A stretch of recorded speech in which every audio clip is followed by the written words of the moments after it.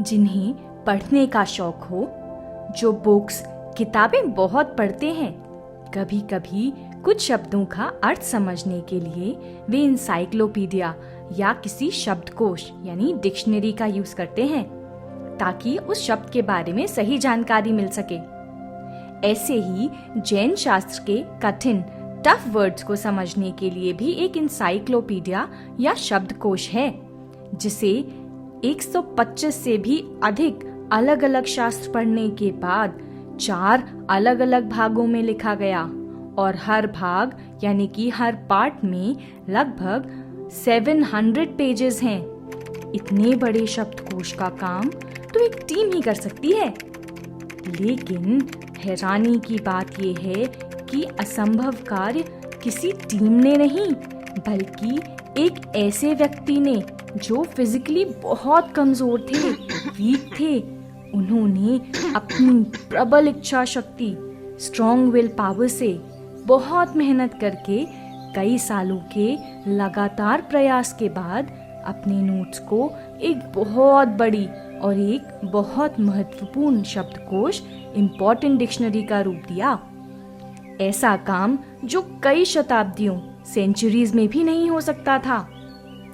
ऐसा अमूल्य इनवैल्यूएबल ग्रंथ जिसे हम सभी जैनेन्द्र सिद्धांत कोश के नाम से जानते हैं, यह असंभव कार्य केवल 17 इयर्स और हर दिन 17 से 18 घंटे का स्वाध्याय व लेखन का परिणाम था।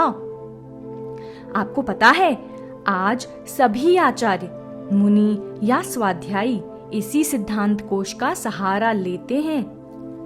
ये बात है उस समय की जब सब कुछ हाथ से ही लिखना पड़ता था। कंप्यूटर और डिजिटल मीडिया का कोई साधन नहीं था। अगर कुछ गलत हो भी जाए तो उसे मिटाकर इरेज करके फिर से नया लिखना पड़ता था। आइए जानते हैं कौन थे वे ग्रेट पर्सन जिन्होंने जैनेन्द्र सिद्धांत कोश की रचना की। उनका जन्म 1922 में पानीपत, हरियाणा में एक जैन वकील यानी कि एडवोकेट के घर हुआ था। शुरू से ही उन्हें विज्ञान यानी कि साइंस के क्षेत्र में बहुत रुचि थी। वे भी हम और आपकी तरह इंजीनियर की पढ़ाई कर रहे थे ताकि एक अच्छे इंजीनियर बनकर समाज में नाम और पैसा कमाएं।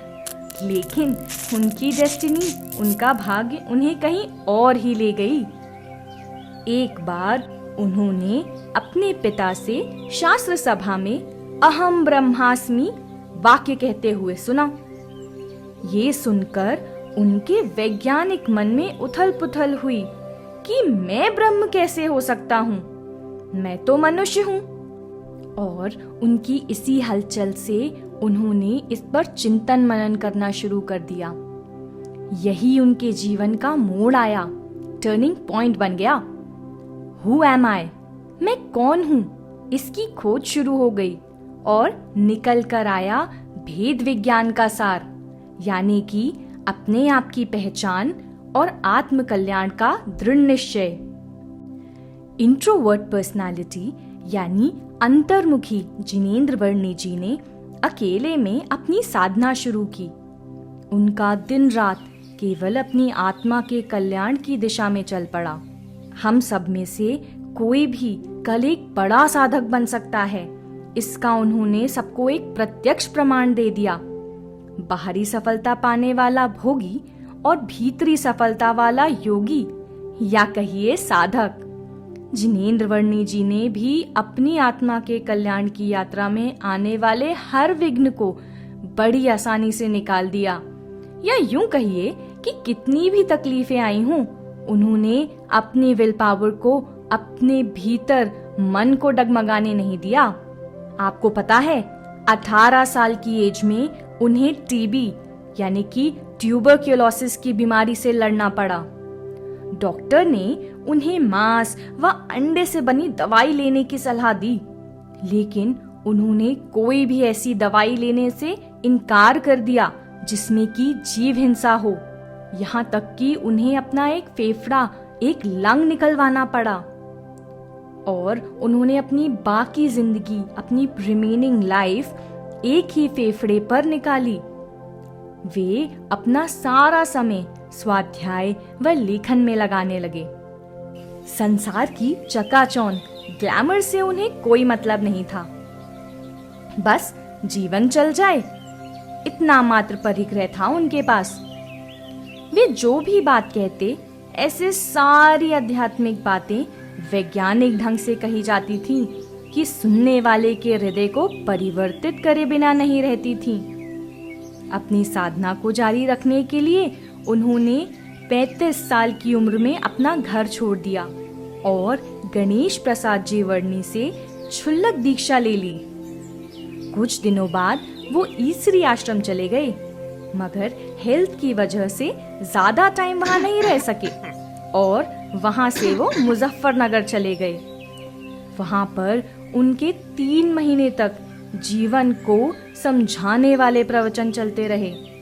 सभी ने उनके प्रवचनों का बहुत लाभ लिया और उसी के आधार पर शांतिपथ प्रदर्शन ग्रंथ लिखा गया, जो आज भी बहुत सारे लोग धर्म को तर्क में लॉजिकली समझाने के लिए अध्ययन करते हैं। उनके कई जगह चातुर्मास हुए और उनके प्रवचनों के आधार पर कई ग्रंथ भी लिखे हुए, जैसे अनेकांतवाद जैसे कठिन डिफिकल्ट विषय यानी कि सब्जेक्ट को समझाने के लिए नए दर्पण लिखा गया। आत्मा को समझाने के लिए पदार्थ विज्ञान, जैनिज्म यानी कि जैन धर्म बाकी अलग फिलॉसफी से कैसे अलग है, इसके लिए महायात्रा। लगभग 1974 में उस समय के स्पिरिचुअल यानी कि आध्यात्मिक गुरु विनोबा भावे ने उनसे एक ऐसा ग्रंथ बनाने का आग्रह किया जिसे जैनिज्म के सारे सेक्ट माने और जिसमें जैनिज्म का सार यानी कि एसेंस आ जाए और सारे सेक्ट उसके माने। तो वर्णी जी ने सारे सेक्ट के ग्रंथों की स्टडी करके एक ग्रंथ लिखा, कंपाइल किया, समण सुत्तम, और जैनिज्म के सब सेक्ट ने ये एक्सेप्ट भी किया। उनकी हेल्थ यानी कि उनका स्वास्थ्य खराब होता जा रहा था। सन 1980 में लगभग 58 इयर्स की उम्र में वर्णी जी मुक्तागिरी आचार्य श्री 108 विद्यासागर जी के दर्शन के लिए गए। वहां उनसे प्रभावित होकर उन्होंने उनके चरणों में अपना जीवन समर्पित कर दिया। वर्णी जी का स्वास्थ्य ठीक न होने के कारण वे अधिक समय तक वहां नहीं रुक सके और वर्धा में संत विनोबा जी के पास होते हुए पुनः वाराणसी आ गए। नवंबर 1982 यानी कि 1982 में वर्णी जी फिर से आचार्य श्री जी के पास नैनागीर सिद्ध क्षेत्र पर गए और उनसे सल्लेखना व्रत लेने का आग्रह किया।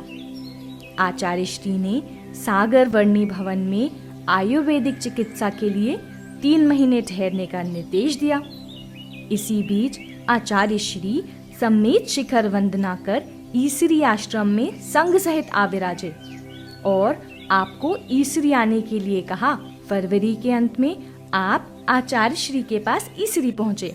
स्वास्थ्य लाभ ना होने पर पुनः आचार्य श्री से सल्लेखना व्रत के लिए आग्रह किया और आचार्य श्री ने अप्रैल 1983 को उन्हें सल्लेखना व्रत दे दिया।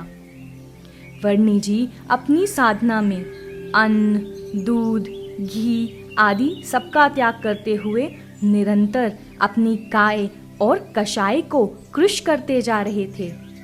निरंतर कंटिन्यूअस उपवास और थोड़ी मात्रा में थोड़ा सा लौकी का जल लेते हुए वर्णी जी अपनी आत्मा की शांति को बढ़ाते चले गए।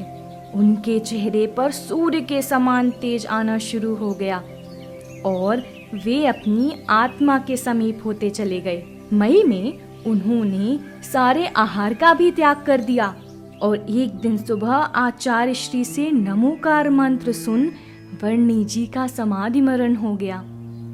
दोपहर के प्रवचन में आचार्य श्री ने कहा, आचार्य शांति सागर जी महाराज के बाद ऐसी संलेखना हुई है। मुझे विश्वास है कि वो 2-3 भव में ही मोक्ष जाएंगे। मेरी भावना है कि मेरी भी ऐसी समाधि हो।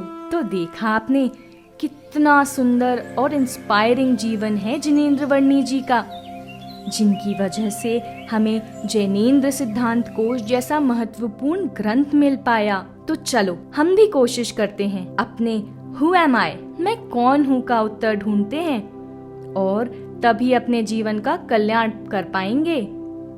करेंगे ना।